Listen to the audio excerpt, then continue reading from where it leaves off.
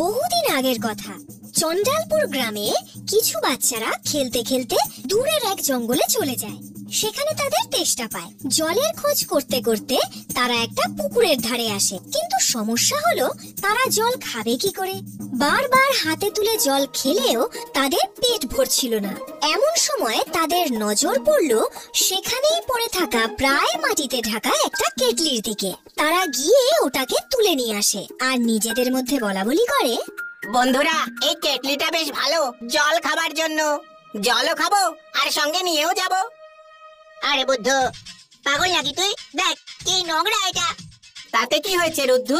ঘষে পরিষ্কার করে নিচ্ছি। ভেবে দেখ, সারাদিন আমরা কত দূরে খেলতে যাই, সেখানে যদি তেষ্টা পায় আর যদি জল না পাই তো? শুদ্ধ ঠিক কথা বলছে। দাঁড়া, আমি ঘষে পরিষ্কার করে দিই। তুই দেখ, এর উপরে নোংরাটা কিছুতেই পরিষ্কার হচ্ছে না। আরে নাম তো আমার বুদ্ধু, আর বুদ্ধুর মতো কথা তুই বলছিস? আরে পাথরে একটু ঘষে নে, তাহলেই দেখবি পরিষ্কার হয়ে যাবে।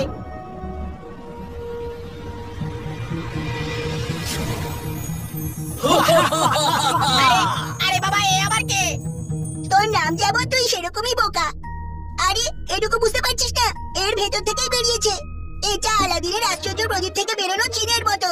যা চাস চেয়ে নে, আমাদের ইচ্ছা পূরণ করবে। তাই নাকি? তাহলে যা, আমাদের জন্য জল খাবার একটা করে গ্লাস নিয়ে আয়।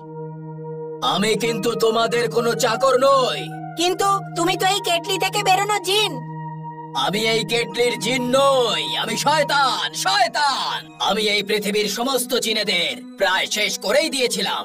তখন একটা জিন আমাকে তার জাদু শক্তি দিয়ে ওই জাদু কেটলিতে বন্দি করে দিল। এখন তুমি আমাকে এই কেটলি থেকে বের করে খুব ভালো কাজ করেছো। এবার দেখবে এই পৃথিবীর সমস্ত মানুষকে আমি কি করে ওই কেটলিতে বন্দি করি।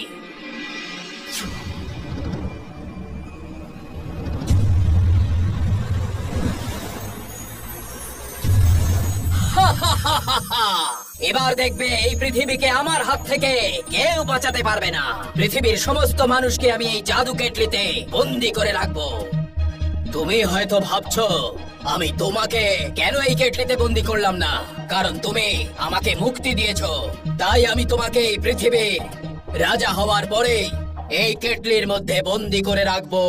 আমি এটাই চাই, তুমি আমাকে রাজা হতে দেখো। আর তারপর জিন হাওয়ায় ভেসে ভেসে তার জাদু কেটলি নিয়ে ঘুরে বেড়াতে লাগলো। আর যে মানুষকেই সে দেখতে পেত তার সামনে তার কেটলিটা এগিয়ে ধরতো। আর দেখতে দেখতেই সেই মানুষ রাবারের মতো হয়ে কেটলির মধ্যে ঢুকে পড়তো। ধীরে ধীরে গ্রামের প্রায় সবাইকেই সে কেটলির মধ্যে বন্দি করে ফেলেছিল।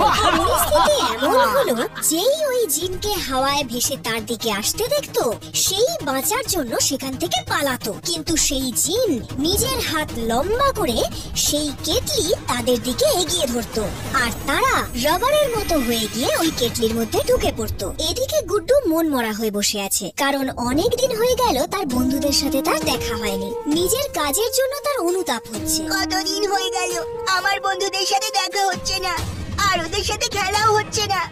আমি ওই জিনিসটা পরিষ্কার কেন করতে গেলাম? যদি না ওটা পরিষ্কার করতাম তাহলে শয়তান আসতো না। না, এত সব লোকেরা ওর জাদু কেটলির মধ্যে ঢুকে গিয়ে ওর চাকর হয়ে থাকতো। কি করি কি করি? এবার তোর পালা এই কেটলির ভিতরে ঢোকার। আমার মাথায় দেখ, দেখেছিস সেটা কি? মুকুট, রাজ মুকুট। আমি এই পৃথিবীর সমস্ত মানুষকে এই জাদু কেটলিতে বন্দি করেছি। আমি এই পৃথিবীর রাজা হয়ে গেছি। রাজা! আমি বলেছিলাম না তুই আমাকে মুক্তি দিয়েছিলি, সেই জন্যই তুই আমাকে রাজা হতে দেখবি। দেখ, আর কেটলির ভিতরে যাবার জন্য এবার প্রস্তুত হ। এই, তুই হাসছিস কেন? তুমি এসব বলছোটা কি? তুমি এই জগৎ সংসারের মানুষকে এই কেটলির মধ্যে পুরে রেখেছো? হ্যাঁ, সেই জন্যই তো শয়তান সাম্রাজ্যের লোকেরা আমাকে তাদের রাজা বানিয়েছে।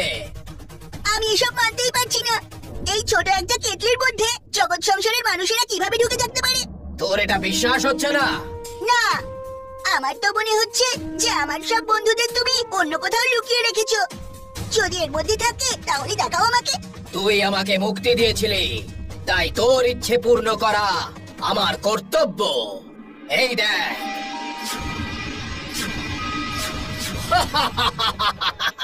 এবার বিশ্বাস হলো? এখনো আমার বিশ্বাস হচ্ছে না। আমার বন্ধুরা তো ছোট, কিন্তু আপনি এত বড়। আপনি এর মধ্যে কিভাবে ঢুকেছিলেন?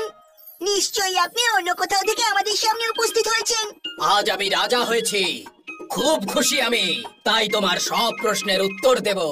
আমার চেহারা বিশাল, তাতে কি হয়েছে? এই দেখো আমি কিভাবে এই কেটলিতে ঢুকে যাই। বের করো আমাকে, খোলো খোলো, বের করো আমাকে। এবার এটা কোনোদিনও খুলবে না, না আমার থেকে না অন্য কারোর থেকে। এই জগৎ সংসারে শুধু মানুষদেরই অধিকার ছিল আর মানুষদেরই অধিকার থাকবে। হ্যাঁ, একটা কথা বলে দেখো, কখনো তোমার জেতার খুশিতে এত আনন্দ করা উচিত নয় যে অন্য কেউ সেই খুশির সুযোগ নিতে পারে।